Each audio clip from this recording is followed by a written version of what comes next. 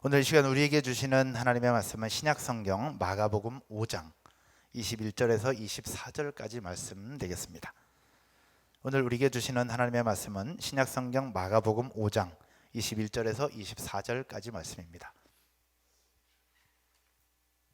이 자리에 계신 우리 사역자분들 뿐만 아니라 영상으로 말씀 듣고 예비하는 이들도 함께 찾아서 한 목소리로 봉독하도록 하겠습니다.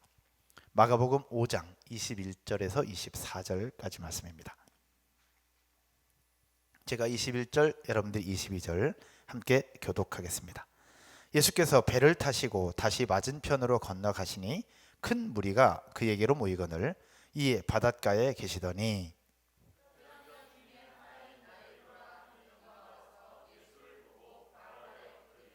간곡히 구하여 이르되 내 어린 딸이 죽게 되었사오니 오셔서 그 위에 손을 얹으사 그로 구원을 받아 살게 하소서 하거늘 그와 함께 가실새 큰 무리가 따라가며 애워싸 밀더라. 아멘. 오늘 봉독한 말씀을 가지고 소녀야 일어나라는 제목으로 함께 말씀을 나누도록 하겠습니다. 오늘 본문에는 아픈 딸을 사랑했던 아버지이자 대단한 믿음을 소유했던 한 사람이 등장을 합니다. 그 주인공은 바로 회당장 야이로입니다. 당시 회당장이라 하면 이스라엘 사람들이 예배드리는 장소를 회당이라고 부르는데 그 회당을 관리하고 또 회당을 감독하는 사람을 회당장이라고 합니다. 이 회당장 중에 한 사람이었던 야이로, 그에게는 12살 된 사랑하는 딸이 있었습니다. 그런데 그 딸이 죽을 병에 걸린 겁니다. 아버지는 딸을 살리기 위해서 온갖 수단과 방법을 다 동원해 봤지만 결국 그 딸을 살릴 수는 없었습니다. 아버지 야이로는 마지막 한 가지 희망, 예수님을 만나면 혹시 우리 딸이 나을 수 있지 않겠나 라는 생각과 믿음을 가지고 예수님을 찾으려 합니다. 왜냐하면 예수님이 손을 얹고 기도하면 나았다는 이야기, 그리고 죽을 병에 걸린 사람도 회복되었다는 소문을 듣게 되었기 때문이죠. 하지만 예수님은 배를 타고 가야만 하는 바다 건너편에 계셨습니다. 그러던 중에 12살 된 딸은 점점 더 아파가고 아무것도 할 수 없었던 아버지 야이로의 마음은 무너져만 갔습니다. 그런데 소문을 듣자니 그 예수님께서 배를 타고 다시 이쪽으로 오고 계시다는 소문을 듣게 됩니다. 이미 많은 사람들이 예수님을 만나려고 갈릴리 호숫가에 나와 있었습니다. 이 딸의 아버지 야이로도 열심히 예수님이 계신 곳으로 따라갑니다. 하지만 수많은 사람들로 회당장 야이로는 밀리고 또 밀려서 예수님 앞으로 갈 수가 없었습니다. 포기할 수 있을까?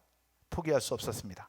아버지 야이로는 그 사람들을 뚫고 결국 예수님 앞에 나가 납작 엎드려 간곡하게 부탁합니다. 예수님, 우리 딸을 살려주세요. 제 딸이 죽게 되었습니다. 언제 죽을지도 모르는 제 딸, 한 번만 기도해 주셔서 제 딸을 살려주세요. 그렇게 간곡하게 예수님에게 부탁을 합니다. 이제 예수님께서 그의 간청을 들으시고 고쳐주실 수 있을 것 같은데 그 순간 아주머니 하나가 예수님 앞으로 끼어듭니다. 그 아주머니 하나는 예수님의 길을 막았고 자신도 고쳐달라고 예수님의 옷자락을 잡죠. 그 아주머니는 결국 예수님의 은혜로, 예수님의 능력으로 병에서 고침을 받습니다. 그 여자분이 바로 12의 혈루증 앓던 여인이었습니다. 그 오랫동안 고치지 못했던 질병이 고쳐진 것은 너무너무 감사한 일인데 그 여인과 이야기하며 지체하던 중에 결국 회당장 야이로의 딸은 죽었다는 소문을 듣게 됩니다. 이 아버지의 마음이 과연 어떠했을까?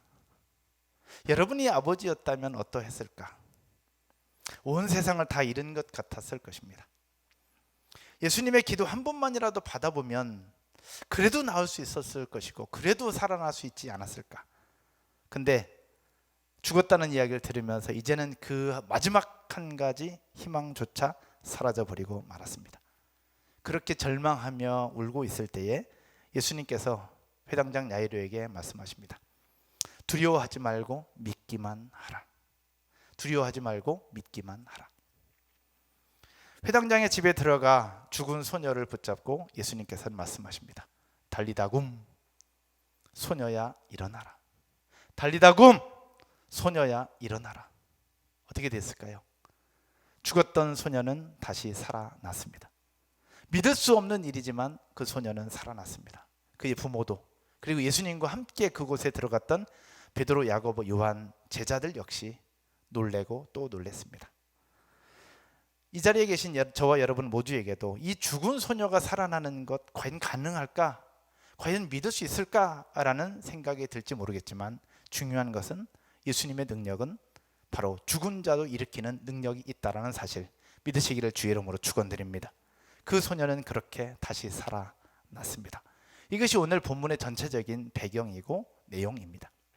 이 말씀을 여러분들과 함께 나누면서 오늘 3월 셋째 주, 이곳에서도 드리지만 영상으로 또 유튜브로 예배하는 저와 여러분의 인생과 삶에 이와는 좀 다른 상황이지만 그럼에도 불구하고 우리를 힘들게 하고 아파하는 부분들이 분명히 있을 수 있는데, 이런 상황 속에서 우리가 어떻게 해야 될까?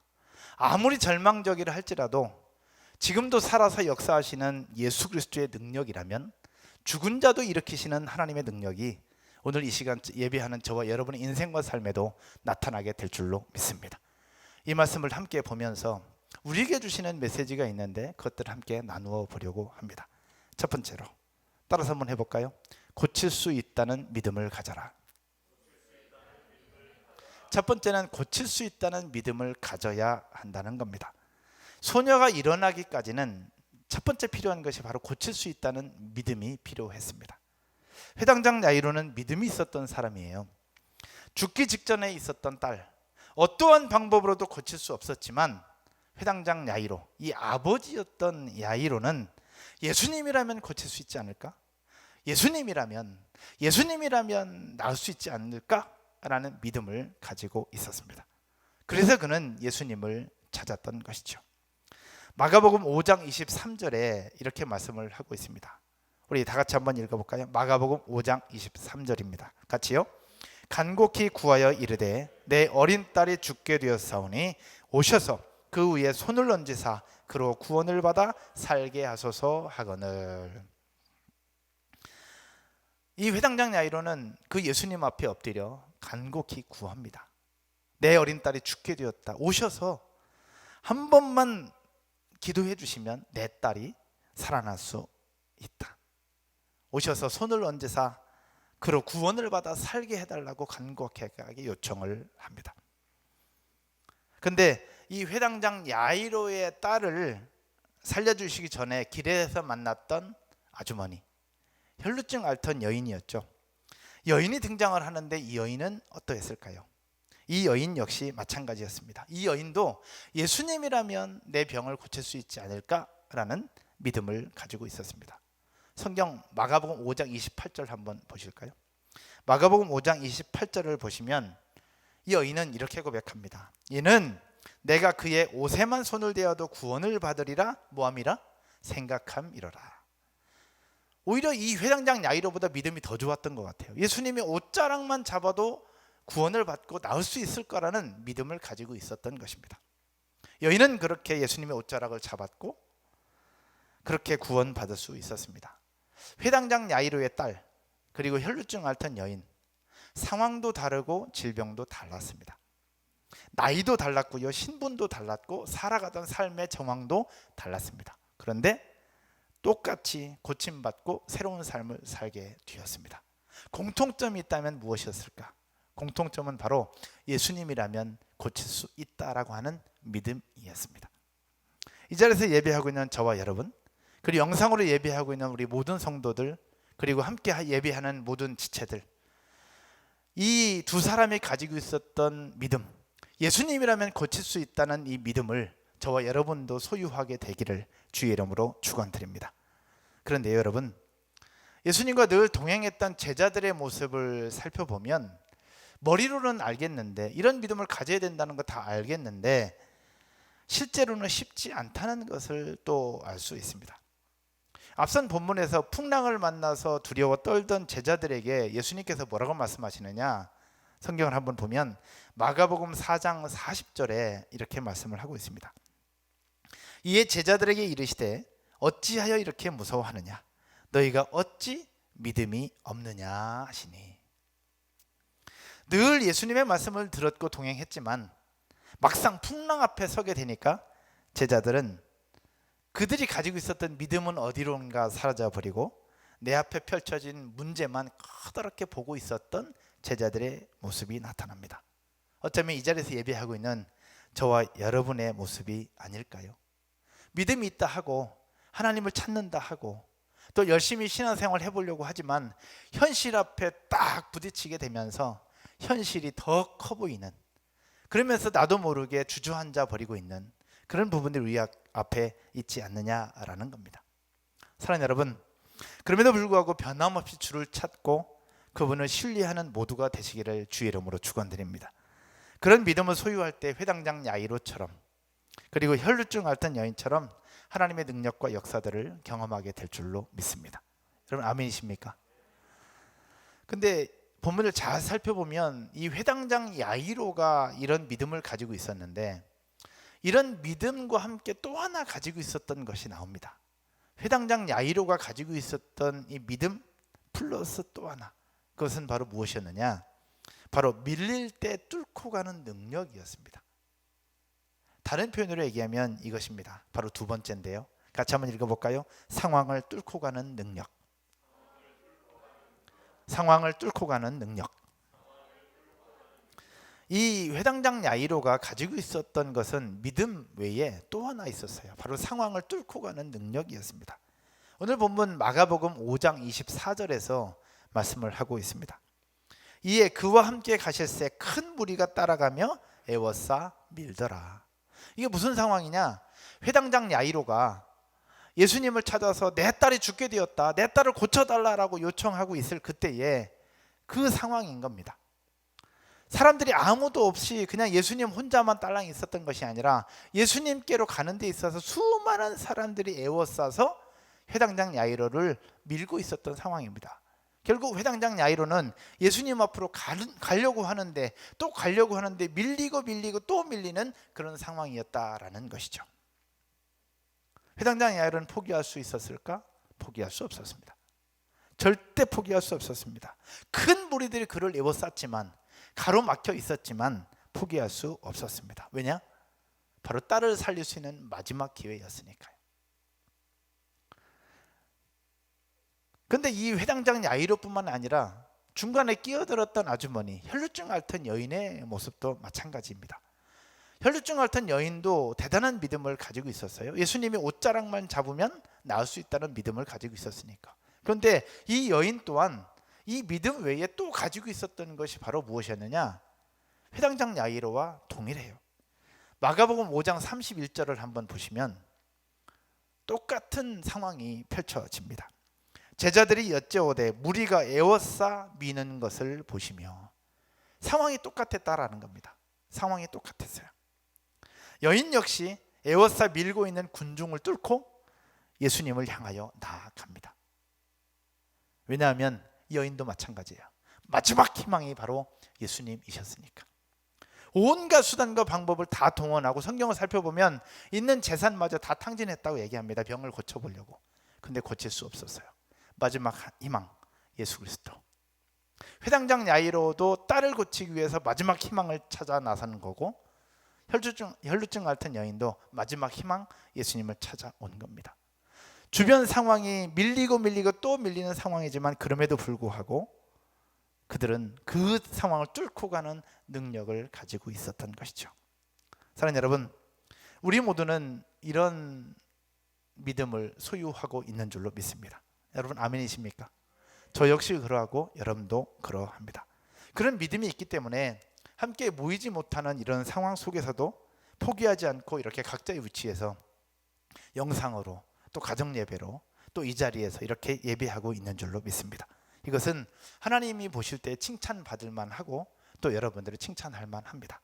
혹시 옆에 계신 분들 혹시 계시다면 우리 사회적 거리를 두라고 하는데 그럼에도 불구하고 가까이 계신 분들 또 가족들, 영상을 보고 계신 분들, 아내를 향해서 남편을 향해서 가족들을 향해서 잘하고 있다고 힘내라고 칭찬 한번 해주시면 좋겠습니다. 여러분 잘하고 있습니다. 할렐루야. 아멘이십니까? 근데 여러분, 변함없이 하나님을 찾고 큐티하고 또 신앙의 끈을 놓지 않으려고 노력을 하지만, 그럼에도 불구하고 그런 노력 위에 우리를 쓰러지게 하고 주저앉게 만드는 요소들이 참 많이 있습니다. 그것은 바로 무리들이 에워싸 미는 것과 같은 우리 주변의 상황들입니다. 외부적으로도 나타나고 내부적으로도 나타납니다. 외부적으로 나타나는 부분들은 제자들에게 나타났던 풍랑과 같은 요소입니다. 갑작스러운 풍랑, 그리고 불어오는 바람, 그리고 대한민국 상황에 닥친 전염병과 같은 이런 외부적인 요인들이 이런 믿음을 가지고 있는 우리를 힘들게 하고, 예배하려고 하고 하나님 앞에 나아가려고 하는데 자꾸만 가로막히고 걸림돌이 되는, 무리들이 에워싸 미는 것과 같은 그런 상황들이 존재한다라는 겁니다. 내부적인 요인들도 있는데, 우리가 하나님 앞에 나아가려고 하는 부분에 있어서 내부적인 요인들, 아내의 한마디, 남편의 한마디, 또는 사장의 마음을 몰라주는 직원들, 함께 일하는 직장 동료들의 모습들, 그런 부분들이 우리를 힘들게 하고 넘어지게 만드는 요인들이 되기도 합니다. 현재 대한민국 상황과도 비슷하다고 볼 수 있습니다. 하나님을 예배하려고 하는데 하나님을 예배하려고 모이는 것조차도 조심스러워진 상황이 현재의 상황이 되었습니다. 오늘 본문에 나타난 회당장 야이로, 혈루증 앓던 여인, 이들은 무리들이 에워싸 밀고 있었지만, 그렇게 밀리고 또 밀리고 있었지만, 그럼에도 불구하고 그들을 뚫고 예수님께로 갔던 사람들이었습니다. 그 결과 그들은 예수님을 만났고 회복의 은혜를 누렸으며 구원을 받고 새로운 인생을 살 수 있었습니다. 달리다굼, 소녀야 일어나라. 이런 믿음을 소유하고 이런 상황을 뚫고 갈 때에 여러분의 인생과 삶에도 달리다굼의 역사, 죽은 소녀가 다시 일어나는 하나님의 역사들을 여러분들도 누리고 경험하게 될 줄로 믿습니다. 우리의 상황이 힘들고 또 우리의 상황이 절망적이고 쉽지 않은 것이 사실입니다. 그럼에도 불구하고 우리의 삶 가운데 예수 그리스도와 함께 한다면, 그분을 찾는다면, 달리다굼, 소녀야 일어나라, 성도야 일어나라, 교회야 일어나라, 그렇게 우리의 신앙과 믿음이 다시 살아나고 다시 일어나는 하나님의 역사들을 보게 될 줄로 믿습니다. 이런 은혜가 말씀을 전하는 저에게도, 여러분 모두에게도 나타나게 될 줄로 믿습니다. 말씀의 결론을 맺으면서요, 한 책을 잠깐 소개하려고 합니다. 미국 교회의 지도자 중에 한 사람인 릴 콜이라고 하는 분이 계십니다. 릴 콜이라는 분이 교회 3.0이라는 책을 써서 수많은 교회와 영적 지도자들을 깨우고 있습니다. 릴 콜은 이야기합니다. 세상은 변하고 있는데 교회는 여전히 잠자고 있다. 이상하죠? 세상은 변하고 있는데 교회는 여전히 잠자고 있다라고 주장을 합니다. 즉 교회가 전통이라는 이름 아래 세상으로부터 도태되고 있고, 그러다 보니 세상을 변화시키기보다는 세상으로부터 외면당하고 있다라고 이야기하는 것입니다. 이게 무슨 이야기일까? 현재 대한민국의 상황들을 보면 이 릴콜의 주장과 마찬가지로 그의 주장을 대변하듯 그렇게 흘러가고 있는 것 같습니다. 주중에 차를 타고 지나가면서 안산 24시 광장을 지나가는데 스타벅스가 있습니다. 스타벅스 안에 사람들이 꽉 차 있었습니다. 어떻게 이렇게 사람들이 이곳에 모여 있을까? 근데 좀 더 올라가면 다이소가 있는데 다이소에도 사람들이 꽉 차 있었습니다.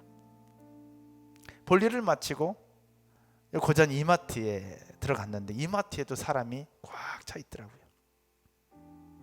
그런데 그렇게 그곳에 다 밀폐된 공간에 사람들이 북적이고 있는데, 그럼에도 불구하고 매스컴 어느 곳에서도 그 매장 문을 닫아야 된다고 이야기를 하지는 않습니다. 그런데 교회는 예배를 축소하라고 하고, 월요일 날에 출근한 직장인과 선생님들에게는 교회 갔다 왔느냐고 물으면서 안 가야 되는 곳, 가지 말아야 하는 곳에 다녀온 것처럼 그렇게 눈치와 눈총을 주고 있는 것이 현재 대한민국 교회의 상황입니다. 물론 신천지라고 하는 이단자들의 영향이 있기 때문에 그러할 겁니다.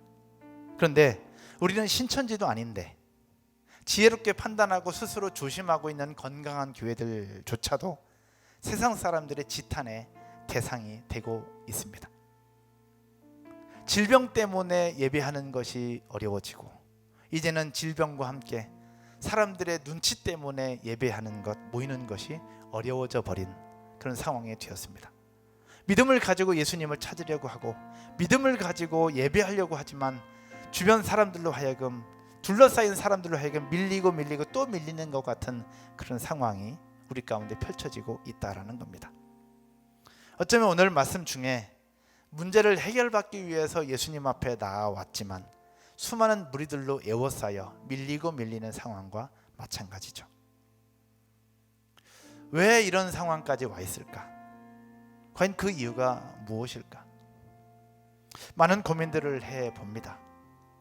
과연 왜 교회가 이렇게 욕을 먹고 있을까? 건강을 조심해야 되는 것, 안전을 지켜야 되는 것은 당연한 일입니다. 굳이 사회에서 이야기하지 않아도 우리 스스로도 그렇게 할 겁니다. 근데 왜 사회에서 우리 교회를 향하여 드리는 예배를 향하여 이렇게 지탄하고 있을까? 우리는 신천지가 아님에도 불구하고 그 이유가 과연 뭐냐라는 겁니다. 냉정하게 돌아볼 때에 한국교회가 우리 그리스도인이라고 하는 사람들이 그만큼 신뢰를 얻지 못했기 때문 아닐까라고 내 스스로를 한번 돌아보게 되었습니다. 릴콜의 주장처럼 전통이라는 이름 아래, 믿음이라는 이름 아래 세상과 별개로 살아가고 있는 것 때문 아닐까. 다시 말하면 믿음을 이야기하면서 모이는 교회로서는 잘 해왔습니다. 모이는 교회로서는. 그러나 흩어지는 교회로서 각자의 삶의 현장에서는 영향력 없고 세상 사람들과 구별되지 않은 모습이었고 그냥 그렇게 세상 사람이나 교인이나 똑같이, 믿는 사람이나 믿지 않는 사람이나 똑같이, 이단자들인 신천지나 교회나 똑같이 그냥 그렇게 살아왔기 때문이 아닐까 생각을 해보자라는 겁니다. 모이는 교회로 모이다가 이제는 흩어지는 교회로 각자 흩어져서 각자의 삶을 살고 있습니다. 이런 상황에서 우리가 고민을 해봐야 된다라는 겁니다. 종류는 다르지만 현재 대한민국에도 본문과 같은 질병이 찾아왔습니다. 많은 사람들이 불안에 떨고 있고요, 위축되고 있고, 그래서 우리는 예수님을 찾으며 하나님의 도우심을 구하고 있습니다. 그렇죠? 저도 그러하고 여러분도 그러합니다. 그런데 안타까운 사실들은 이런 상황들이 장기화되기 시작하면서 함께 모이지 못하게 됩니다. 그러다 보니까 굳건했던 믿음이 흔들리고 있고요, 하나님 앞에 드리던 예배가 느슨해지고 있다라는 겁니다. 왜냐하면 함께 모일 때는 서로 격려하고 서로 도와주고 서로 힘이 되다 보니까 함께 있는 거예요. 그러니까 내가 조금 부족해도 함께 해 나갈 수 있었다라는 겁니다. 하지만 흩어져 있으니까 이젠 버텨낼 수 있는 힘이 고갈되고 있는 거예요. 내 스스로 버텨낼 수 있는 영적인 힘을 잃어버리고 있다라는 것입니다. 모이는 교회도 중요하지만 이제는 흩어지는 교회의 모습도 중요합니다. 주중에 몇몇 지체들이 교회로 찾아왔습니다. 교회가 너무 오고 싶다고, 교회가 너무 오고 싶었다고. 전 너무너무 감사했어요. 지체들과 함께 차를 마시고 이야기를 한 그 시간이 저는 너무 행복했습니다. 그러면서 제 스스로를 한번 돌아봤습니다. 우리의 공동체, 또 우리의 모습 가운데 모이는 교회로서도 중요하지만 흩어지는 교회로서 각자의 삶의 현장 속에서도 믿음을 지켜가고 신앙을 지켜가고 그 속에서도 상황이 밀린다 할지라도 뚫고 가는 그 능력을 우리 또한 가지고 있어야 되겠다. 예수님과 늘 동행했던 제자들의 모습, 예수님과 함께 있을 때는 문제가 없었습니다. 왜? 예수님이 계셨으니까. 근데 예수님이 건물에서 주무시고 있을 때에 풍랑이 몰려오자 제자들은 예수님과 함께 있었음에도 불구하고 죽겠다고 이야기하고 두려워 떨고 있었습니다. 상황이 어려워지자 결국 그 속에서 그들이 가지고 있었던 믿음의 바닥이 드러나고 있었던 것입니다. 저와 여러분의 삶과 상황은 어떠하십니까? 모이는 교회로서 계속 모였을 때는 잘 표시 안 났는데 흩어져 있으니 여러분의 경건 생활은 어떠하고 여러분의 믿음 생활은 과연 어떠하십니까? 이럴 때 우리에게 필요한 것이 저는 있다고 생각합니다. 이럴 때 필요한 것이 바로 오늘 혈루증 앓던 여인이 예수님을 찾았던 것, 회당장 야이로가 딸의 질병을 고치기 위해서 예수님을 찾았던 것과 같은 그런 믿음, 그리고 상황이 에워싸고 우리를 밀고 있을지라도 그것을 뚫고 갈 수 있는 이 능력, 우리에게 필요한 줄로 믿으시기를 주의 이름으로 축원드립니다. 근데 이것이 필요한데 이것을 어떻게 길러야 될 것이냐? 함께 모이면 좋겠지만 모이기가 쉽지 않으니 이럴 때 우리가 다시 지켜가고 다시 채워야 되는 것이 바로 무엇이냐? 바로 기도와 말씀입니다. 기도하는 일, 그리고 큐티와 말씀 보는 일에 다시 우리의 영적인 삶이 회복되어야 될 줄로 믿습니다. 거기에 하나 더 필요한 것, 바로 셀 공동체와 함께 하는 것입니다. 지난주 예배 후에 한 셀 리더분께서 이렇게 쭉 이야기를 해주시는데, 예배 끝나고 나면 식사하고 셀 공동체가 함께 모임을 했잖아요.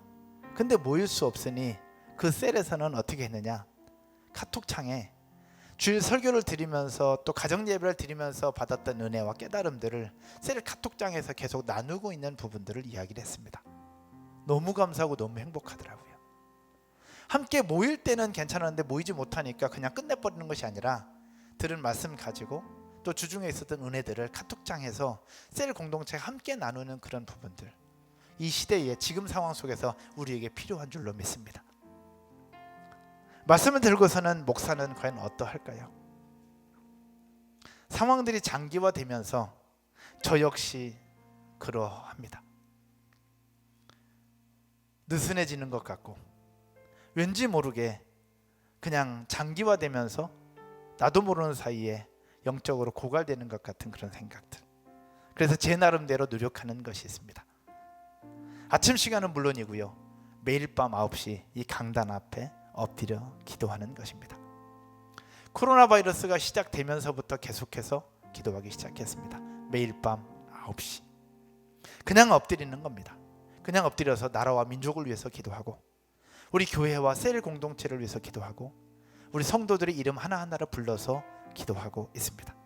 그렇게 기도하다 보면 용기도 주시고 소망도 주시고 꿈도 주시고 다시 일어설 수 있는 힘도 주시는 부분들을 보게 되었습니다. 이 자리에서 예배하고 있는 저와 여러분, 또 영상으로 예배하고 있는 모든 성도들, 사랑하는 여러분, 저와 함께 기도하시지 않으시겠습니까? 교회로 오라고는 할 수 없습니다. 아니, 올 수 없습니다. 그러나 여러분 각자 삶의 현장에서 함께 기도에 동참해 주시기를 주님의 이름으로 부탁합니다. 9시가 어려우면 8시, 8시가 어려우면 10시, 저녁 시간이 어려우면 아침 시간에 여러분 각자의 위치, 각자의 자리에서 하나님 앞에 다시 기도하기를, 다시 회복하게 되기를 주님의 이름으로 축복합니다. 우리에게 질병이 있습니다.